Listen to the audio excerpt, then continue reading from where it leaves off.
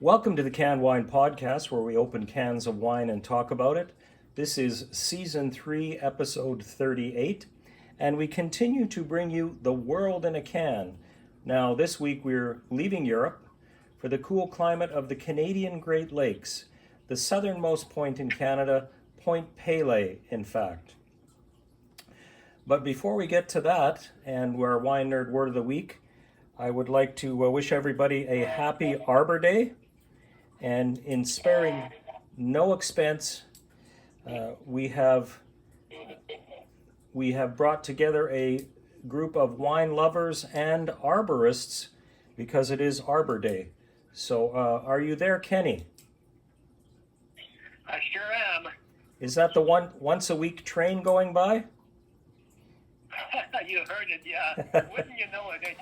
Just during your podcast, the daily train taking Meadow to Selkirk, Manitoba is on its way. So sorry about that. No problem. We appreciate the authenticity. And Jamie, you're north of Selkirk, aren't you? That's correct. A little northwest, yeah, about 40 minutes, yeah. Okay, great. Beautiful. Well, we appreciate you guys being patient. And as we were saying earlier, you actually got this wine back in August of last year and held on to it for our Rosé Roundup, which I told you would be in the spring of the year. So we're in our Rosé Roundup here and sure appreciate you guys helping us out on this. Now, our Wine Nerd Word of the Week, we have been featuring words that relate to people that create the wine, and our grape grower is the word of the week this week. And this comes from the Merriam-Webster dictionary, which says that it's a person who actually grows the grapes. So it's a grower, the farmer, if you will.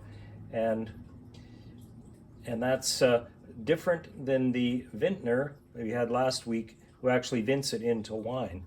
So that's our Wine Nerd Word of the Week, which is a person this week. And with that brings us to our can of the week. Ken, can you give us the details on the can? Yeah, well, it's a screw top can, and it's a Lola made at Pelee Island, and it's a sparkling rosé. Yeah, that's excellent. Now, as you would probably remember, this was opened a previous vintage year previous to this. You took one of these all the way up to Gillam, was it? Yeah, that's right, Gillam, Manitoba, way up north. When I opened it, I was standing on the railway line that leads way up to Churchill, Manitoba, where all the polar bears are, and beluga whales. Yeah, I remember. I was looking at that picture today, and we appreciate you taking it up there as you're our intrepid wine explorer and carrying these things to the remote ends of the world. So now the Lola Sparkling Rosé, it's 11.5% alcohol per volume. So that's a reasonably strong wine. 23.1 grams per liter of sugar. That's the residual sugar. So that puts it in the medium dry category. I remember last week's wine was 15 grams per liter, and it was a much drier wine. But of course, it had a much different grape composition. This is a combination of a Chambourcin and Vidal Blanc. And a Chambourcin is a French hybrid made by Johannes Say back in the 1860s, but it took quite a few years before it came into commercial production. So that's some of these hybrids are a little more frost tolerant, and that probably helps. The Vidal Blanc is a very common grape.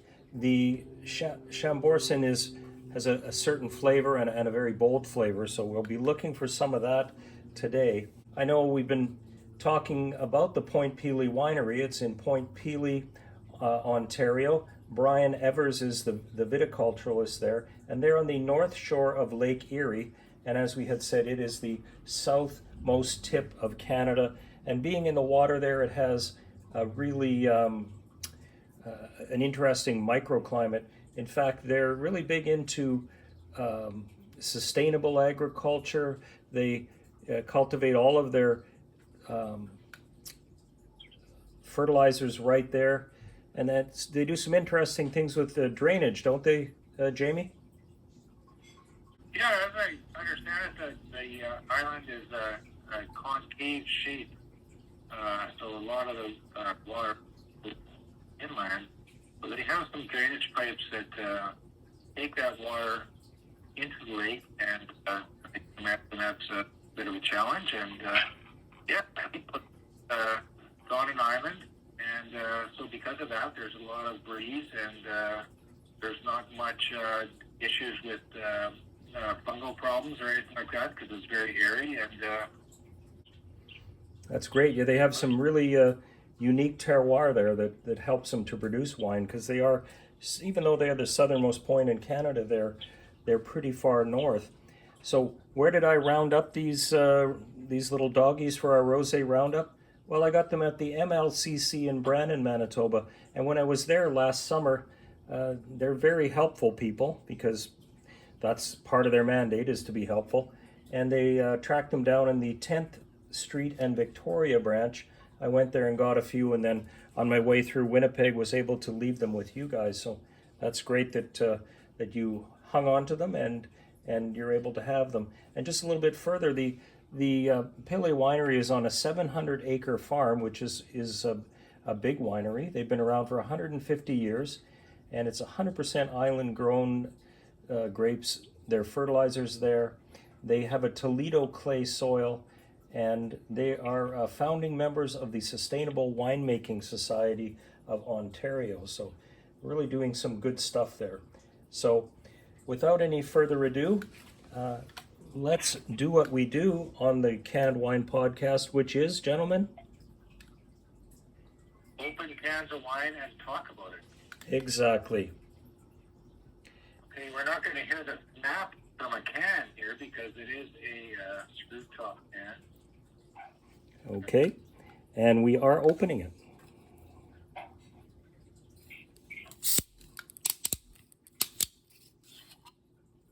Oh, there is a snap.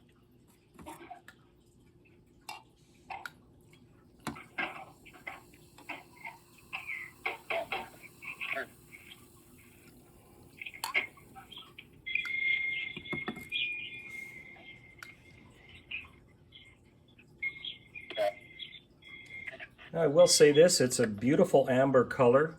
This is a really solid rosé. It's got a good carbonation. I would call that a pearlage, if you will, which is the bubbling.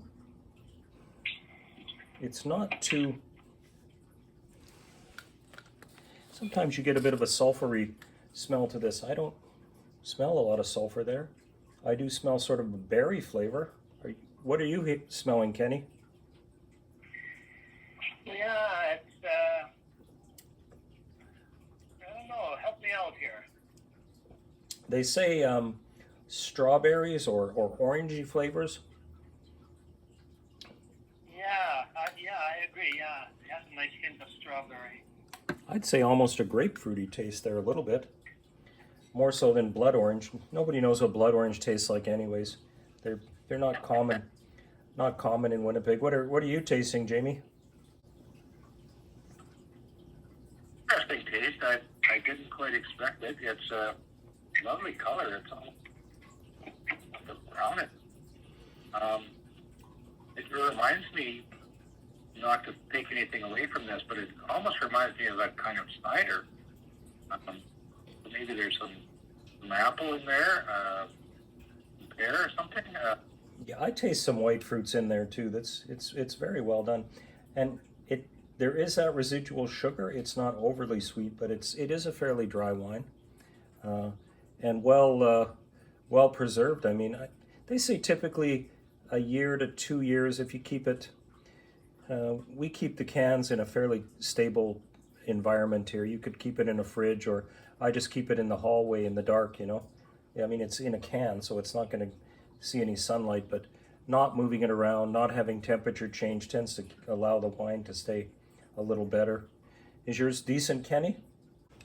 Oh, I love it. I love the carbonation. It's just a really nice, fresh, crisp wine. I'm really enjoying it. And as rosés go, this has a fairly big flavor.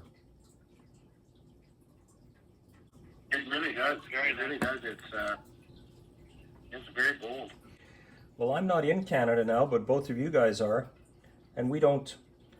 I actually buy these wines, so it's not like I'm getting paid. But I did notice that they're not immune to the current international situation. They're offering free shipping in Ontario for any amount of wine, which is fantastic.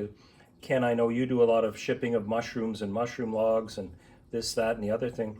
I don't know how they can afford to ship anything. The way Canada Post is so expensive, but they're shipping they're shipping any amount to you in Ontario for free. And if you buy 6 bottles anywhere in Canada, they have some exclusions. They won't ship it to the Northwest Territories, Nunavut, Yukon Territories, but all the reasonable places, 6 bottles shipped for free. And this stuff retails on their website for $16 a bottle, which I think is a real bargain. They also have cans of a red can, as well as the Pinot Gris that we tried earlier in the year. So there's a good assortment.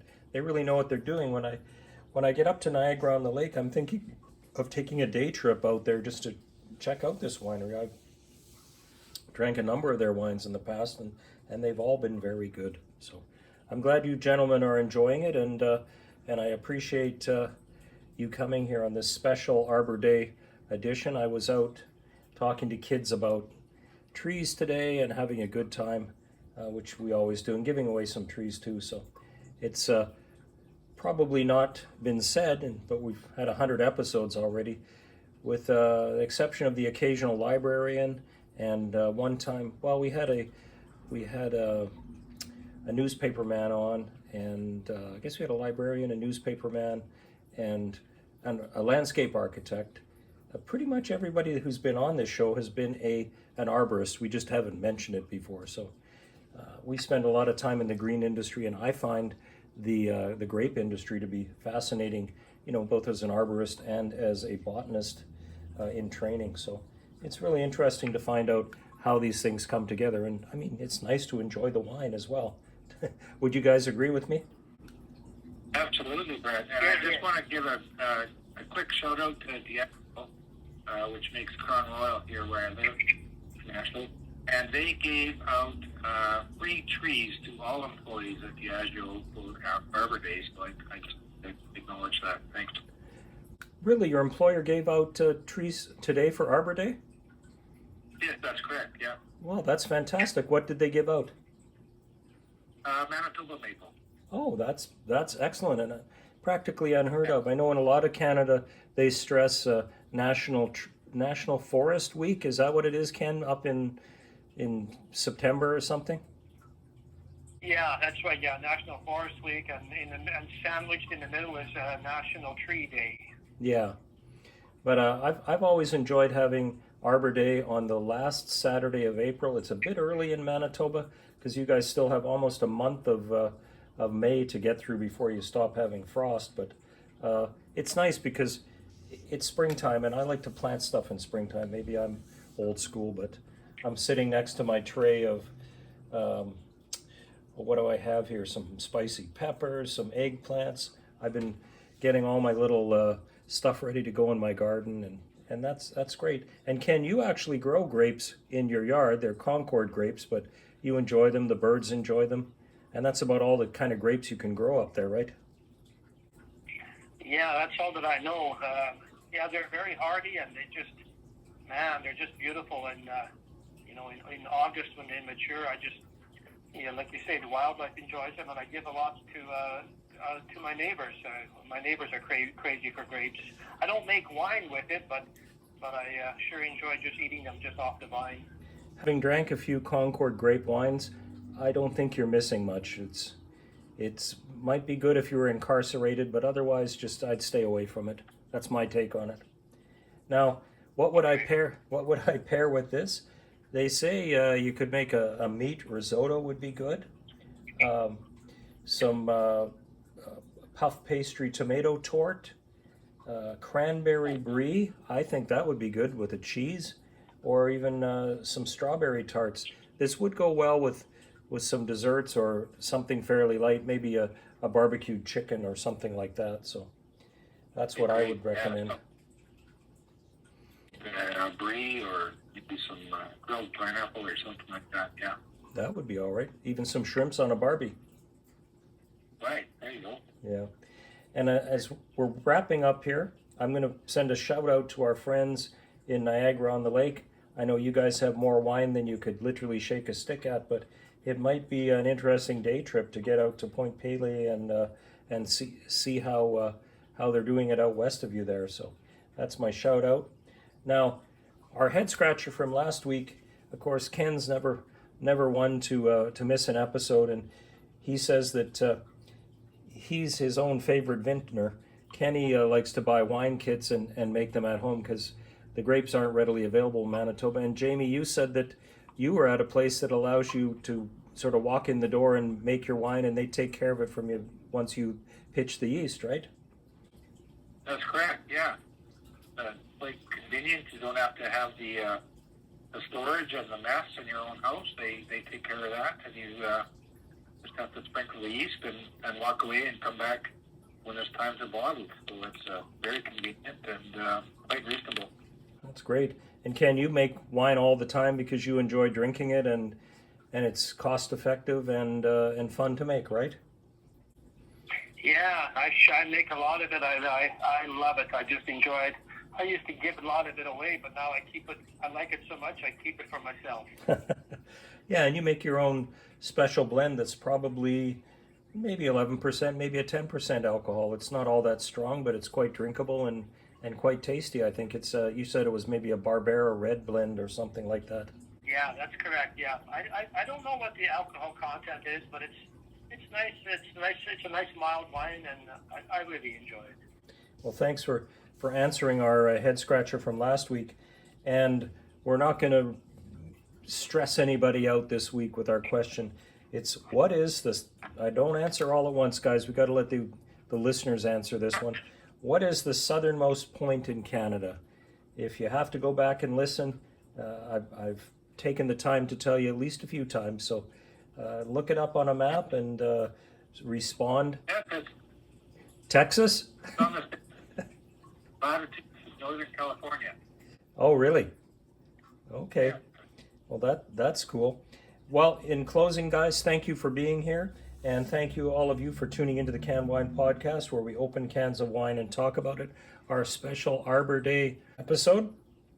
And remember to enjoy responsibly. Just because it comes in a can doesn't mean you can drink and drive. The Can Wine Podcast is a center stage production, all rights reserved.